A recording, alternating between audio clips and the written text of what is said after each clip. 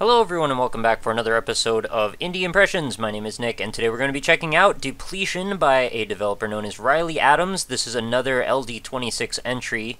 I think we're getting pretty close to probably being done with this soon. I think we probably got 2 or 3 more, if not maybe 5, but I don't know, we'll space them out. It's going to be good. So this is again with the minimalist theme, and we're going to be exploring a procedurally generated landscape with which there will be some sort of robots or cyborgs trying to catch us, and we need to check out some sort of structures or buildings for energy packs.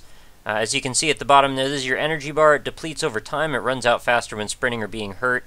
The game is over if it reaches 0. You can replenish it with energy packs which are found in structures around the world. Survive as long as you can. So it's basically a first-person survival game with a very surreal, minimalist little tweak. So let's press enter and do some playing and see how this goes. I'm pretty curious. It looked very cool from the screenshots that I've seen. So we've got an endless sand dune landscape, it appears, that looks like it's had the Photoshop filter Find Edges turned on it. It's actually a pretty neat effect. I'm normally not a huge fan of that filter, but this is not exactly what that is, so I'm not going to hold it, too harshly. So we need to be looking for some sorts of structures, because obviously the longer we're going to be sprinting, the faster that bar is going to run out. So there's a few up there. It's a very cool effect, actually, that white edge with the black edge right next to it like that. Really serves to highlight everything. It almost makes it look like these are still drawings come to life in a strange way. So let's check out. Oh, that looks like an energy pack in there. I believe this is our goal. Alright, cool. Oh, and see, this is one of those cyborgs we got to be on the watch for. Not sure if it's going to come after me if I go near it. But clearly I don't want to be in the spotlight at the very least. Oh, and it's got footsteps in the sand for us to follow our path from where we came. Not sure why none of these buildings have any ceilings. That's kind of bad. Oop, I walked right past the door there. So maybe it's going to come back and see my footsteps, so I probably shouldn't hang out over here. Graphically, this is a really pretty game. It's really something quite different that I haven't really seen before. Oh, this one's green. What's that mean? Maybe that's a bigger charge. I probably shouldn't have been just wasting all of those energy packs since I didn't really need them. But the goal doesn't seem to be to last, versus time, right? Or is it? I mean, that's what it said, but at the same time, there doesn't seem to be anything indicating how long I've lasted so far. And I can see some houses off in the land. Escape far, far away, so let's head over in that direction. I guess this bot is going to chase along with us. It seems to be coming around in the same direction I'm going in. Not sure how it knows where to go. It doesn't seem to follow any sort of path. Oh, look, now it's coming straight back at me. Oh, it's probably like looking for my footsteps or something. It's kind of creepy. Oh, there's 2 now. There doesn't appear to be any music aside from, well, no music at all aside from the sound effects, which are not music, so yeah, still no music. And the sound effects seem to just be relegated to me jumping and picking up objects, so very minimal in that respect, but then again, this is minimalist theme, so that's probably to be expected to some extent. Although, some very minor little hums or drones could definitely go a long way to make this feel much more creepy, especially since these things are actually going to be pretty inherently creepy by themselves. Get in there! Is it passing me over? I guess it is. Wow, that was like the last possible second. Yeah, I have to put footsteps freaking everywhere now. I'm not sure what to do about this. I kind of feel like I'm in the War of the Worlds movie, and there's like these sentinels chasing after me, looking down, trying to grab me out of my house or something. Like I said, it's definitely a bit on the creepy side. Alright, so we've got both a green and a blue. I really don't need both. But I might as well pick them up, because what else am I going to do? Oh, I think that might have extended the length of my total bar.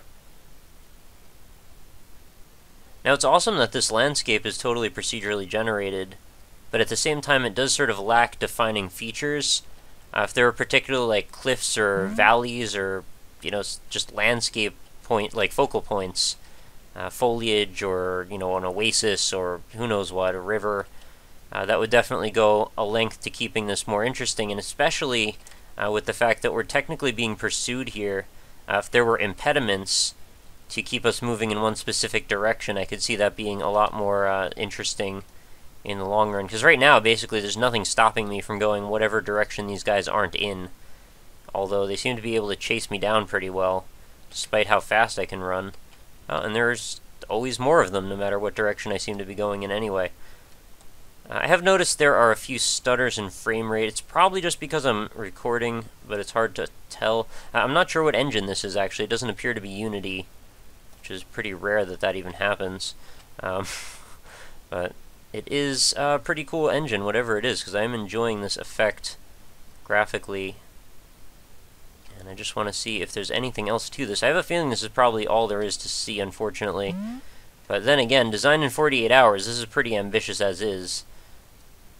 What's in here? Anything? Yep, another one. I feel like I could definitely survive for a pretty long time. As long as they just keep doling out these power-ups and keep putting more buildings around. Oh, it looks like these guys are right on my trail. Now I wonder if those footsteps last indefinitely, or if they'll eventually disappear or dissipate or fade away or anything like that. Just because, you know, the constraints of RAM are not indefinite. Then again, those decals are probably not particularly the most RAM-intensive thing. You know what, those frame rate dips are just the next area loading in, I have a feeling. It's just basically the same concept as Minecraft, I would assume. Loads the landscape in big chunks. So when you reach towards the border of one, it just goes and grabs another one and generates it on the fly. Although, you know, there is something to be said for the fact that we don't really know if maybe it's not just pulling chunks from a set of templates and then modifying them or tweaking them around. I mean, I guess that's still procedural in a way, but it's not like it's, well, I don't know this, but it might not be generating it completely on the fly. Regardless, either way, I'm not going to be able to tell the difference right now. Oh, is this a different kind of house? It's got 2 stories to it? Oh, this is neat. First time I've seen this one. Still doesn't have a ceiling, though. You might want to work on that. Alright, you robots need to get lost. I guess it's good that those footprints are there, otherwise it'd be pretty easy to get turned around, wouldn't it? Well, this is definitely something I would love to see developed a little bit more.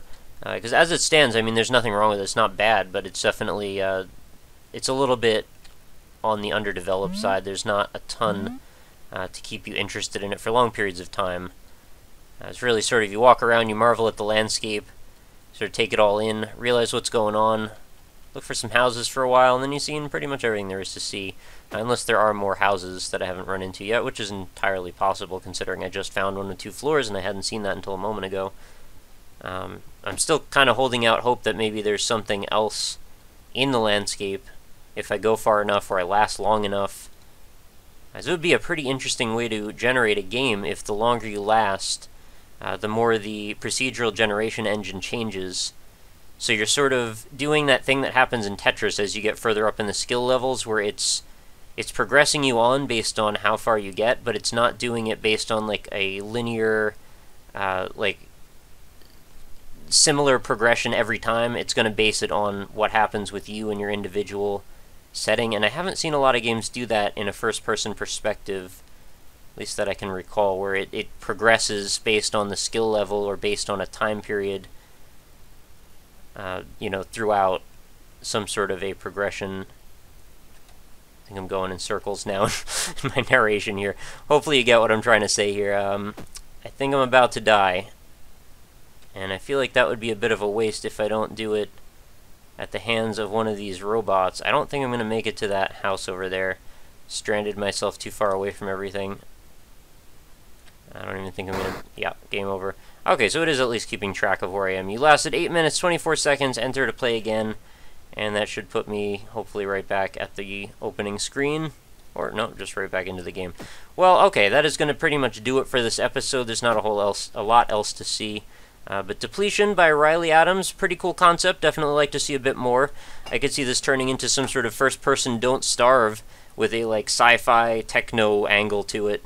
Get some sound effects in there, get some music, you know, get some further progression and a little bit more of a path to go down. and I could definitely see spending some time with this. There's also a like a console going on in the background, which is kind of cool because it's updating in real time, and it's telling you stuff that it's loading. So you can technically see it's saying like Rune 004, so I guess it is sort of pulling from a template. It just said loading fail, I guess that's when I died. Loading power pack, so you can kind of see what's coming up in the next chunk of area that you happen to discover, which is, I don't know, sort of a giveaway. So you might want to hide that, but it is kind of cool at the same time to see a look behind the curtain there. But that is going to do it. Thank you guys so much for watching. As always, remember to head on over to the website, which is indie-impressions.com, and you can check out all the other videos in the series, close to 400 of them now, so if there's anything you missed, you might have quite a while's worth of time catching up on the old episodes if you'd like. That is, of course, your choice. Got tons of different genres to browse, different tags, different distribution methods. If you want to just check out all the free games or all the Steam games, those are all neatly categorized for you over on that site, so please do check it out. Aside from that, though, facebook.com/indieimpressions. If you'd like to go over there, leave a like on it. Just takes a second, and then you can get each day's new videos delivered right into your Facebook stream, as well as news updates and contests and game giveaways. And it just generally makes it a little bit easier for you to stay in touch with what's going on the channel. Aside from that, though, if you have any questions, concerns, comments, criticisms, or if you're an indie dev and you just want to get in contact with me about possibly doing your game on the show, which is something that I do, although I'm quite deep in a backlog right now of developer requests, so just please do keep that in mind. Feel free to get in contact with me at the contact form over on indie-impressions.com, or if you just want to say a quick hello, I do have a Twitter, and that hashtag, or not hashtag, my Twitter is at RockLeeSmile, so feel free to come say hey. Sorry, my mind's all over the place. I don't know what's going on here. This endless landscape has just got me wondering or something. But that is going to do it. Thank you guys so much for watching. Please be sure to come back again tomorrow for another episode of Indie Impressions, and we will see what other kind of crazy awesome things we can find on our endless journey through all the indie games. So thank you, and have a good night. I will talk to you tomorrow.